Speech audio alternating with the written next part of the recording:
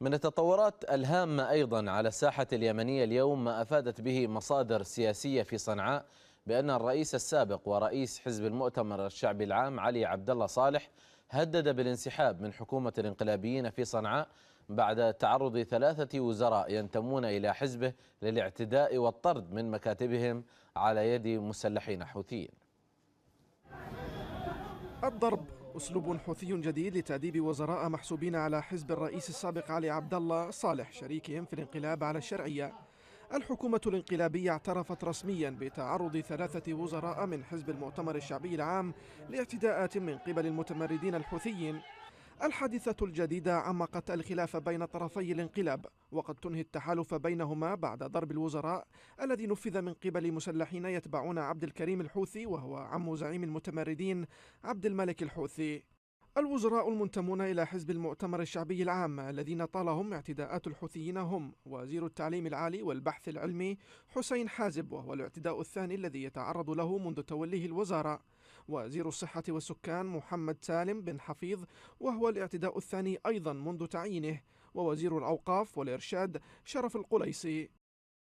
مصادر سياسية في صنعاء قالت إن الرئيس السابق ورئيس حزب المؤتمر الشعبي العام علي عبد الله صالح هدد بالانسحاب من حكومة الانقلابيين في صنعاء على خلفية الاعتداء على الوزراء الثلاث.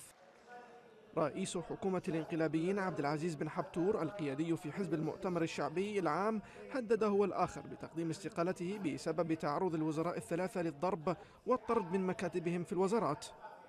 المصادر نفسها أكدت أن أسباب الخلاف تعود إلى تدخل الحوثيين في شؤون وزارات هي من حصة حزب المؤتمر في حكومة الانقلاب. وطالب الحوثيون الوزراء المحسوبين على علي عبد الله صالح بوقف أي تعيينات جديدة في وزاراتهم رغم أنهم شركاء في الانقلاب.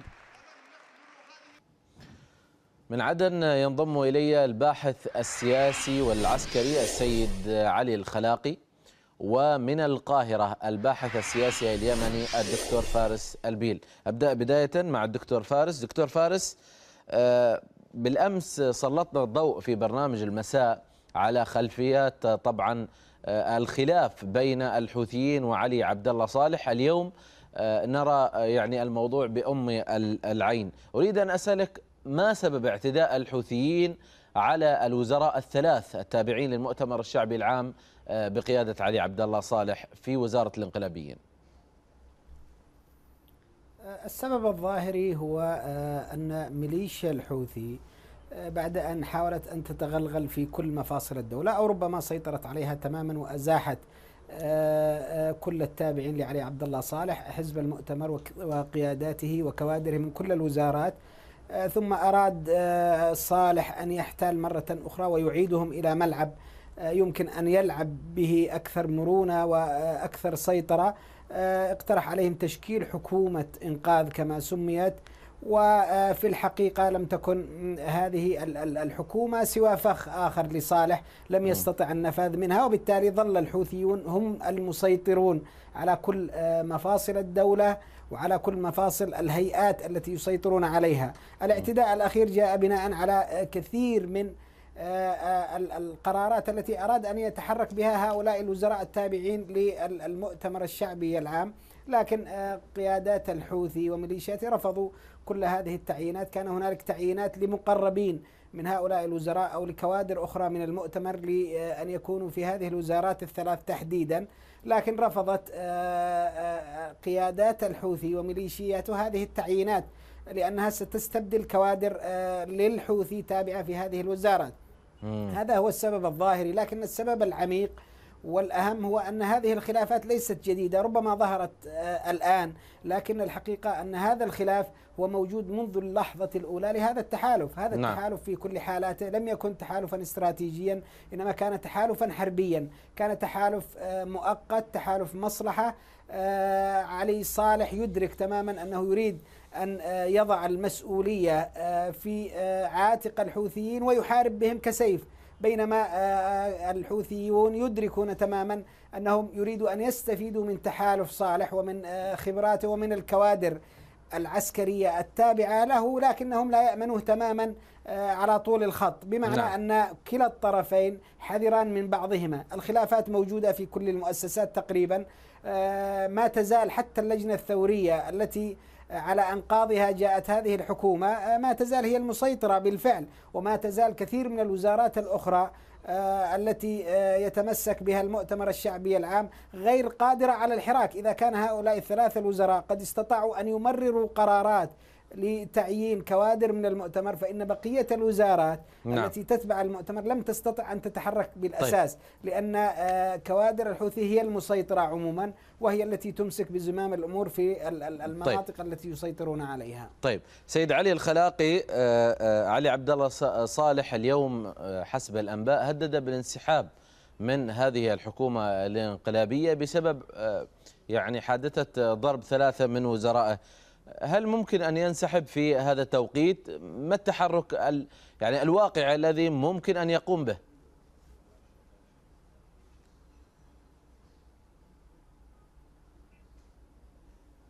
سيد علي تسمعني؟ طيب يبدو السيد علي فقدنا الاتصال معه، سنحاول طبعا ضبط هذا الاتصال معه. أعود الدكتور فارس وأطرح عليه نفس السؤال، هل تعتقد سينسحب علي عبد الله صالح؟ هل سيكون له تحرك معين؟ لا أعتقد بالانسحاب، هو تهديد إجرائي أو تهديد من طريقة موضوعية للضغط على ميليشيا الحوثي، وهو يدرك أنه في فخ الاستمرار في هذا التحالف الوهمي. هو تحالف هش في كل الأحوال كما قلنا. علي عبد الله صالح معروف أنه كان يلعب على التناقضات طوال أيام حكمه، ويلعب على كثير من الأحبال التي يمكن أن تكون أوراق سياسية، يلعب بالضد ومع في نفس الوقت وفي آن واحد، وكان يريد أن يتم هذا الخط وهذا المسار وهذه اللعبة حتى مع تحالفه مع الحوثيين. لكن يبدو أن الحوثيين أدركوا منذ اللحظة الأولى أنهم يجب أن يطوقوا صالح بعد أن يستلبوا كل مكامن القوة من لديه، وهو ما حدث بالفعل. الآن صالح يبدو هو الحلقة الأضعف في هذا التحالف، وإن كان يظهر إعلاميا أكثر، لكن السلطات والخيوط اللعبة ما تزال موجودة، أكثرها بيد الحوثيين، بمعنى القرار العام هو بيد الحوثيين في المناطق التي يسيطرون عليها. صالح كان يريد هذا في البداية، لأنه كان يريد أن لا يظهر أنه سبب هذا الانقلاب، وأنه سبب هذه المعاناة للشعب اليمني، وأنه سبب هذه الجرائم. كان يريد أن يكون بعيدا، لكنه يريد أن يكون الحوثيون في الواجهة. بالفعل هم استطاعوا أن يسيطروا تماما على كل المقومات التي كان يحوزها صالح، وهذا التحالف في كل الأحوال هو تحالف قائم على هو نار تحت الرماد في كل الأحوال. وأعتقد أنه يستمر باستمرار الحرب وباستمرار العداء للشعب اليمني. في كل الأحوال سينتهي هذا التحالف وسينفجر بتغيرات سياسية كثيرة، وفي حالة الدخول في مراحل السلم، وفي حالة دكتور فارس في مراحل أخرى متباعدة. دكتور فارس دعني أنتقل للسيد علي الخلاقي. طبعا تم ضبط الصوت معه، تسمعني سيد علي؟ أريد أن أسألك هذا الخلاف يعني الذي أصبح خلافا حادا بين طرفين الحوثيين وعلي عبد الله صالح، حادثة الاعتداء على الوزراء، كيف يمكن للجيش اليمني الاستفادة منه؟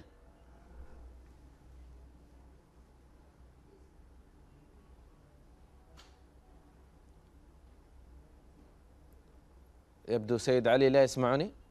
نعم لا أسمعك. تفضل. نعم أعتقد أن هذا التحالف تحالف أسمعك تماما. هذا التحالف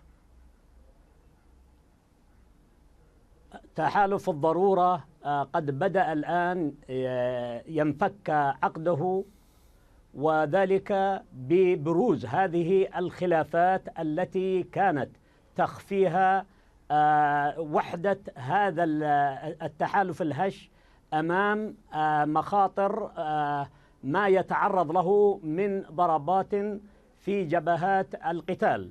ونحن نعرف أن هذا التحالف قد بني على مصلحة آنية جمعت هذين الطرفين المختلفين في الأيديولوجيا وفي الاتجاهات وفي الاهتمامات.